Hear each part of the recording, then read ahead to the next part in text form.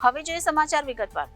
ભરૂચના મનુબર 4 રસ્તા નજીક કરિયાણાની દુકાનમાં કપાસિયા તેલના ડુપ્લિકેટ ડબ્બા વેચાણ કરતો એક ઇસમ ઝડપાઈ ગયો હતો. પોલીસે કપાસિયા તેલના ડુપ્લિકેટ તેલના ડબ્બા નંગ 25 સહિત કુલ ₹45,250 નો મુદ્દામાલ કબજે લઈ આગળની વધુ કાર્યવાહી હાથ ધરી છે.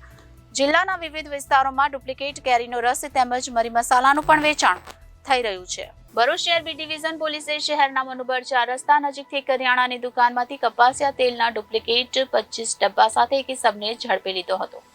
મળતી વિગત મુજબ ભરૂચ શહેર બી ડિવિઝન પોલીસ દ્વારા પોલીસ સ્ટેશન વિસ્તારમાં ખાદ્ય વસ્તુઓ ડુપ્લિકેટ બ્રાન્ડનો ઉપયોગ કરીને લોકો સાથે છેતરપિંડી કરીને વેચતા ઇસમોની તપાસ કરીને કાર્યવાહી હાથ ધરી હતી.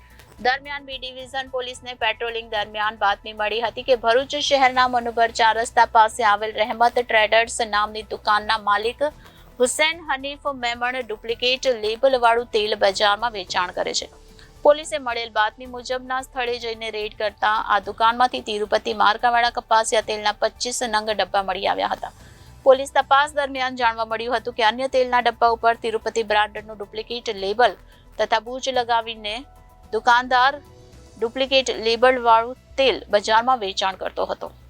પોલીસે આ ગુના હેઠળ દુકાનદાર હુસૈન હનીફ મેમણ જે રહે પાલેજ જિલ્લો ભરૂચના વિરુદ્ધ કોપીરાઇટ એક્ટ તેમજ આઈપીસી એક્ટ મુજબ ગુનો નોંધી કાયદેસરની કાર્યવાહી હાથ ધરી હતી. પોલીસે ઘટના સ્થળેથી NK Proteas private limited Tirupati બ્રાન્ડના લેબલ વાળા કપાસિયા તેલના ડુપ્લિકેટ ડબ્બા નંગ 25 જેની કિંમત ₹45,250 તેમજ તિરુપતિ કપાસિયા તેલના ડબ્બા પર લગાવવાના લાલ રંગના બનાવટી સ્ટીકર નંગ 198 અને તેલના ડબ્બા પર લગાવવાના પીળા કલરના બનાવટી બૂચ નંગ 110 મળી કુલ ₹45,250 નો મુદ્દામાલ કબજે લીધો હતો. ઉલ્લેખનીય છે કે ભરૂચ અંકલેશ્વર શહેરી વિસ્તારો સહિત જિલ્લાના અન્ય વિસ્તારોમાં મોટા પાયે ડુપ્લિકેટ તેલ સહિતની વિવિધ વસ્તુઓનું ધૂમ વેચાણ થાય છે.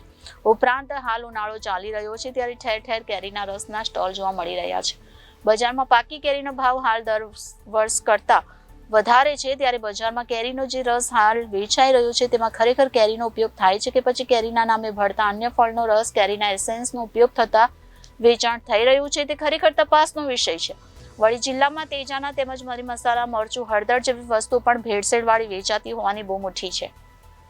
પરંતુ જિલ્લાના ફૂડ વિભાગના અધિકારીઓ આ બાબતે મૌન ધારણ કરીને બેઠા છે. કોઈ સંનિષ્ઠ કામગીરી થતી નથી. તેથી જવાબદાર અધિકારીઓની 2 નંબરિયા ભેળસેળિયાઓ સાથે સાંઠગાંઠ હોવાની શંકાઓ પણ ઉઠવા પામી છે.